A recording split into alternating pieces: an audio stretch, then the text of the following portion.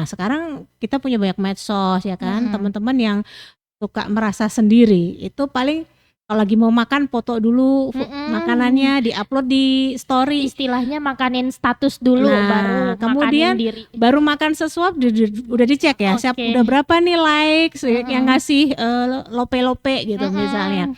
Itu artinya apa? Karena kita kepengen bahwa eksistensi kita ini lagi makan, ada orang yang notice. Islam memberikan beberapa pedoman, apa saja prinsip-prinsip yang harus diperhatikan oleh anak muda dalam memilih pasangan hidup nih Bu. Jadi kematangan mental dan emosionalnya harus ada dulu gitu ya. Kalau misalnya cuman melihat indah-indahnya gitu ya, indah-indah, wah seneng banget ya kalau udah punya pasangan gitu ya. Itu paling sebulan, minimal 3 bulan. Sisanya realita. Nah, siap nggak kalian nerima realitas ini? Terus yang kedua, ketika kita pengen benar-benar dapat pasangan hidup yang terbaik, ya kita harus menjadi pribadi yang baik juga, gitu kan?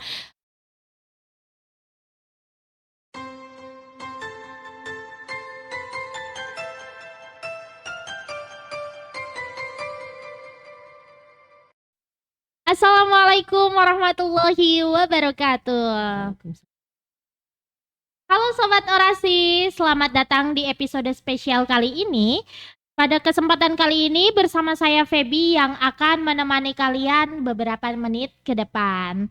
Tapi sebelum itu Feby mau ingetin dulu nih ke Sobat Orasi yang ada di rumah. Jangan lupa untuk like, subscribe, dan share YouTube kami agar kalian tidak bakal ketinggalan di episode-episode yang akan tayang di setiap pekannya. Oke Sobat Orasi, di zaman sekarang di mana hubungan seringkali dipenuhi dengan tantangan dan godaan, bagaimana kita bisa tetap setia pada prinsip agama tanpa kehilangan jati diri kita? Bagaimana Islam mengarahkan kita untuk tetap menjaga kehormatan, menghindari yang tidak baik, dan fokus pada tujuan yang mulia dalam setiap hubungan yang kita jalani? Nah, pada episode kali ini kita akan membahas tentang relationship nih, dan tentunya Feby tidak akan sendiri. Feby akan ditemani oleh narasumber yang sangat luar biasa, yaitu Ibu Twediana Budi Hapsari, PhD. Assalamualaikum Ibu. Waalaikumsalam. Oke, gimana kabarnya Ibu? Baik, alhamdulillah. Mbak Feby, alhamdulillah sehat Ibu, sangat bersemangat ya Ibu hari ini. Oke Ibu, for your information nih Sobat Orasi, bahwasanya Bu Twediana ini salah satu dosen dari KPI UMY ya Ibu, dan menjabat sebagai wakil dekan ya Ibu. Oke, baik Ibu. Sebelum kita melangkah ke pertanyaan-pertanyaan yang sudah diberikan oleh Sobat Orasi di rumah nih, mungkin bisa dijelaskan sedikit gak sih Bu, apa sih itu relationship? Oke, relationship ya. Iya. Kalau dalam ilmu komunikasi, relationship itu adalah menjalin hubungan. Menjalin hubungan. Jadi hubungan antara dua manusia atau lebih. Biasanya kalau dalam komunikasi antar pribadi itu adalah menjalin hubungan antar dua orang. Nah, dengan siapa nih? Ya dengan siapa aja ya. Hubungan kita sama ibu, sama bapak, sama sibling, saudara, sama teman. Teman tuh juga ada macam-macam kan. Ada yang sahabat, deket banget. Tapi ada yang cuma teman kuliah, masuk udah gitu misalnya. Jadi macam-macam ya. Jadi relationship tuh asal bentuknya adalah menjalin hubungan. Itu aja. Nah, terus gimana? Ada masalah. Tapi Bu, mulai masuk ya Bu nih ke pertanyaan-pertanyaan Sobat Orasi yang di rumah.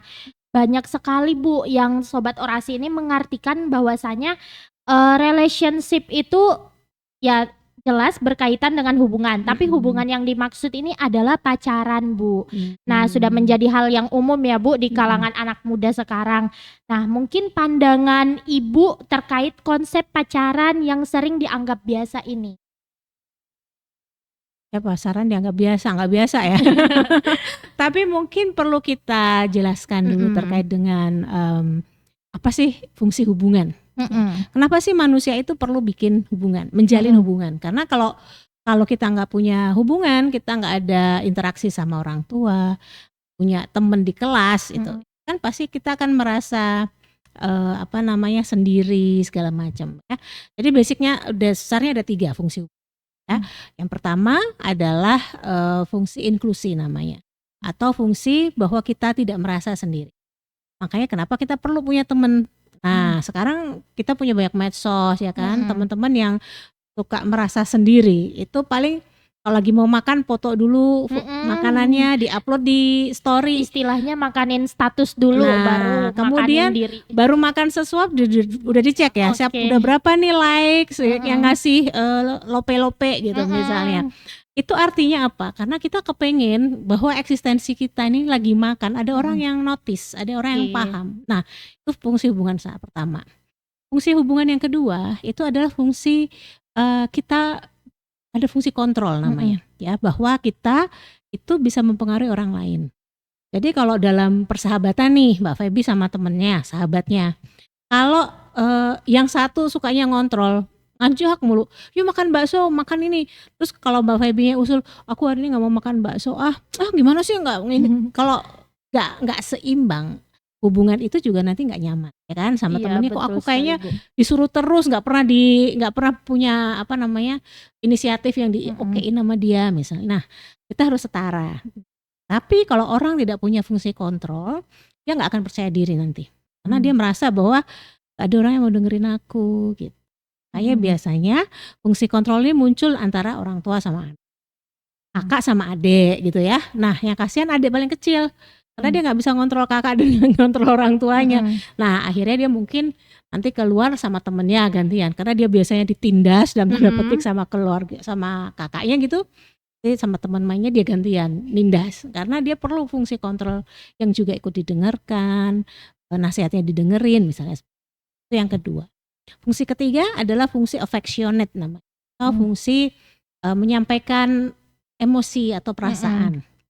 Nah, ini nih yang suka di-highlight sama teman-teman yang kan aku perlu teman cerita, aku perlu mengekspresikan bahwa aku tuh suka, aku tuh lagi sedih segala macam. Perlu memang benar. Iya, betul. Nah, dan sebenarnya fungsi itu tidak harus pacar tadi ya, tapi bisa ke orang tua, bisa ke sahabat, tergantunglah perasaan apa yang sedang kita pengen.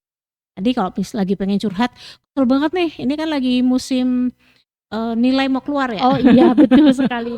Kepengennya aku keluarnya deh, aduh kesel banget gitu kan, kepengen rasanya selalu di share gitu ya.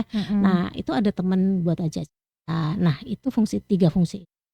Nah, hingga kemudian tadi kayaknya aku perlu banget nih pacar. Nggak perlu sebenarnya, asal ketiga fungsi ini sudah bisa terpenuhi. Bisa jadi pada 3 orang yang berbeda gitu ya, atau pada hubungan-hubungan yang berbeda. Jadi misalnya fungsi kontrol, saya punya sahabat yang kita bisa sama-sama, kadang-kadang satu kontrol, satu dikontrol, kita sama-sama tahu misalnya. Atau fungsi affectionate sama orang tua, ibu kangen, ibu pengen curhat misalnya. Kalau kita punya hubungan baik sama orang tua, sudah sudah biasa curhat segala macam. Nah, fungsi affectionate itu sudah terpenuhi. Masuk juga tadi fungsi inklusi ya, bahwa keberadaan kita tuh diketahuin teman-teman, bahwa kalau lagi di kelas nggak masuk, ada yang kehilangan gitu. Iya, betul. Sedih banget kan kalau ini Feby kemana sih? Biasanya Feby tuh ceriwis duduk di belakang gitu kan. Kok sepi banget ya di belakang nih? Nggak ada Feby kemana ya? Nah, itu kan senang ya dicari. Iya. Tapi kalau dia masuk nggak masuk, nobody knows, sedih banget kan. Iya, sedih banget pasti Bu.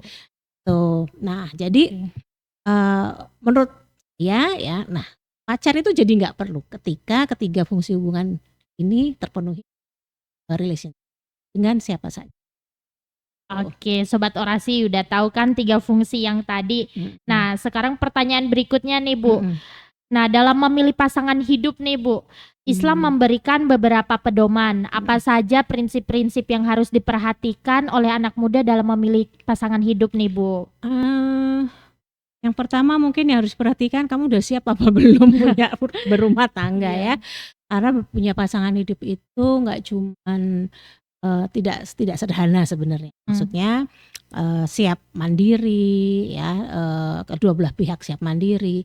Biasanya nih yang bapak-bapak ya, yang mas-mas ini dia sudah punya penghasilan yang minimal, dia bisa menghidupkan dia dan nanti anak mertua misalnya seperti itu. Jadi kematangan mental dan emosional ini harus ada dulu gitu ya. Kalau misalnya cuman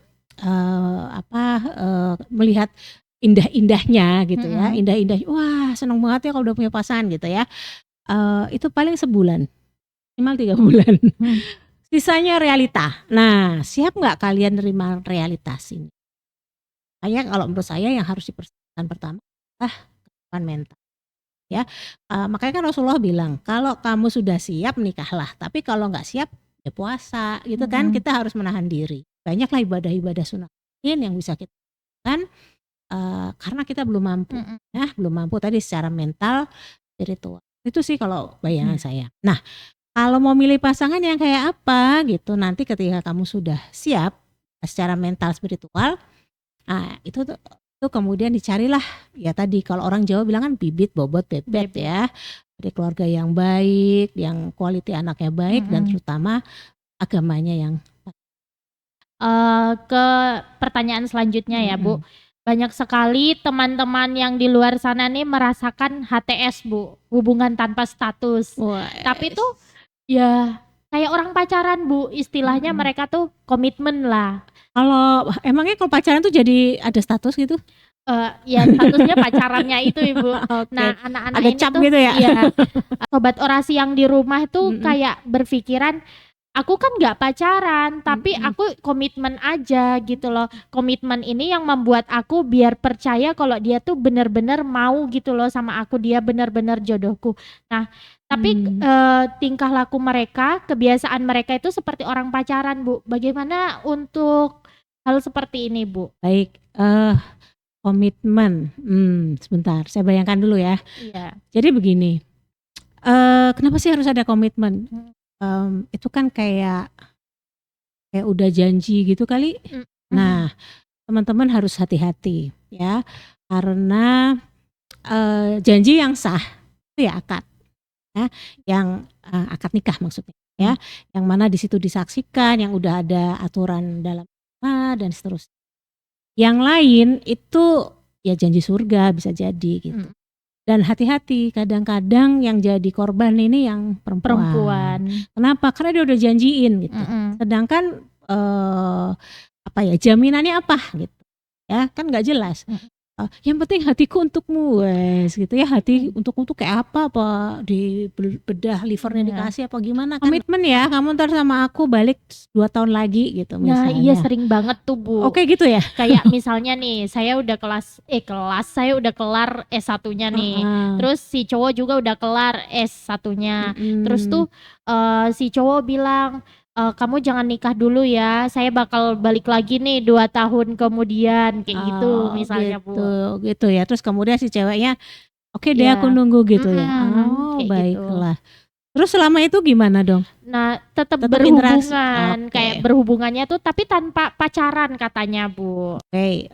Siapa yang bisa jamin gitu ya, dalam 2 tahun itu waktu yang panjang kan. Terus ya udah sambil menjaga kita interaksinya tetap gitu. Nah, yang perlu diketahui adalah ya teman-teman bahwa mau komitmen kek, mau apa kek, sama belum ada akad ya tetap belum halal. Pertama itu ya. Yang kedua yang namanya syaitan tuh banyak. Karena rasanya dia udah komitmen sama aku, jadi it seems like we can do whatever gitu kan. Nah itu yang bahaya, yang bahaya. Apalagi kalau 2 orang ini adalah makhluk normal ya kan, artinya secara biologis segala macam itu ya normal gitu. Nah itu bahayanya di sana. Ya, sehingga kalau kita percaya ya insya Allah nanti Allah akan temukan kita dengan jodoh yang terbaik dan seterusnya, ya mintanya sama Allah, tidak kepada makhluk gitu. Ini kayaknya banget ya,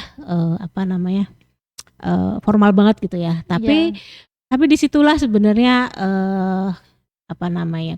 nilai kita ya, values kita, percaya sama Allah bahwa Allah akan mempertemukan kita dengan jodoh yang terbaik dari Allah kan. Kadang-kadang kita ngerasa wah dia yang paling baik, ya udah cantik apalah gitu ya, tapi ternyata belum tentu loh secara karakter cocok sama kita gitu. Kayaknya nih kita uji coba dulu, temenan dulu, nggak kayak gitu juga gitu kan. Seperti kayaknya kalau kita percaya ya kita percaya bahwa doa kita insya Allah ibadah kita baik ya, semualah kita usahakan yang terbaik, insya Allah Allah juga akan yang baik ya, seperti itu. Nah, kalau menurut saya nggak perlu lah janji-janjian begitu ya. Kalau Iya, memang betul, siap, kalau memang siap, si cowok siap, ya udah langsung aja dilamar dan langsung dihalalin gitu. Tapi Bu, ada juga nih Bu yang kayak udah kenalan nih sama keluarganya Bu, udah kenalan, tapi tuh kayak masih tunggu dulu, nggak ada ikatan yang jelas gitu Bu. Itu gimana Bu?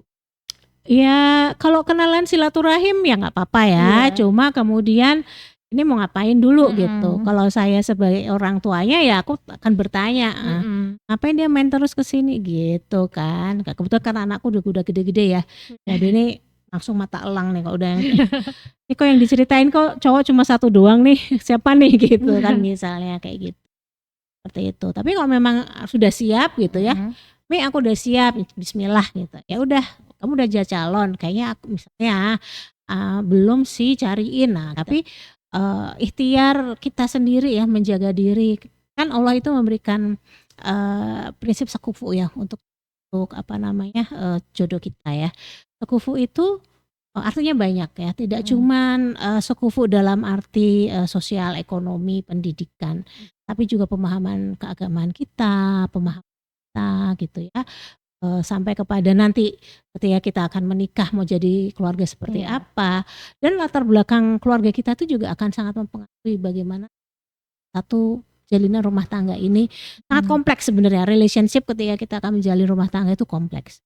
Cuman Allah jadikan itu mudah gitu ya. Ketika kedua belah pihak ini mencoba menapaki dengan cara yang sesuai dengan jalannya gitu. Itu harus percaya insya Allah ya, karena nanti nanti akan banyak kebetulan rasanya gitu ya.